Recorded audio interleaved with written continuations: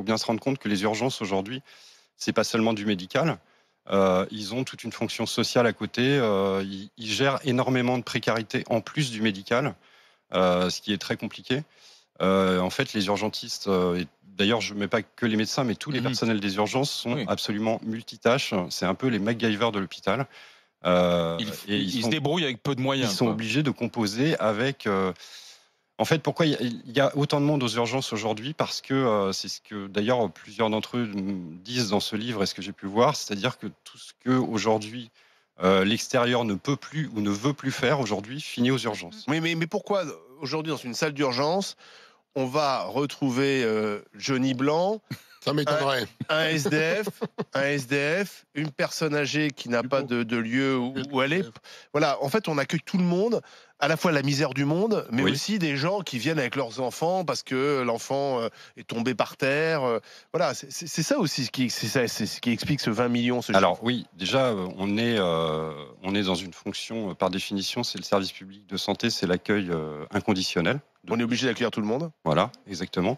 Et puis c'est les urgences en fait sont le miroir un peu de toutes les évolutions de la société. C'est-à-dire qu'au début des années 2000, vous avez une évolution aussi de la médecine de ville.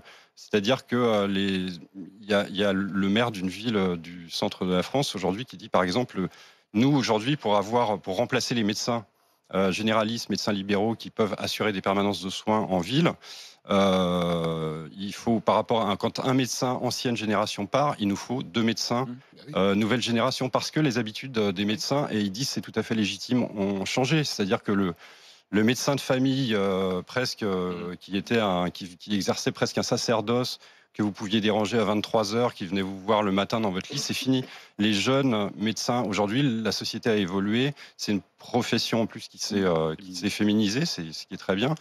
Et ils veulent avoir une vie de famille. Les cabinets ferment à 18 heures. Les médecins qui assurent des permanences de soins en ville, maintenant, le week-end, c'est rare. Donc, tout passe par le 15 et par les urgences aussi. Les gens ont pris l'habitude d'aller aux urgences quand ils n'arrivent pas à avoir un rendez-vous chez le spécialiste ou quand ils n'arrivent pas à avoir un Et puis généraliste. parce que aussi, on n'a pas de frais à avancer. Et il y a ça aussi, évidemment. C'est-à-dire que vous arrivez avec votre carte vitale, ou quand vous passez aux urgences, sur le coup, vous payez rien.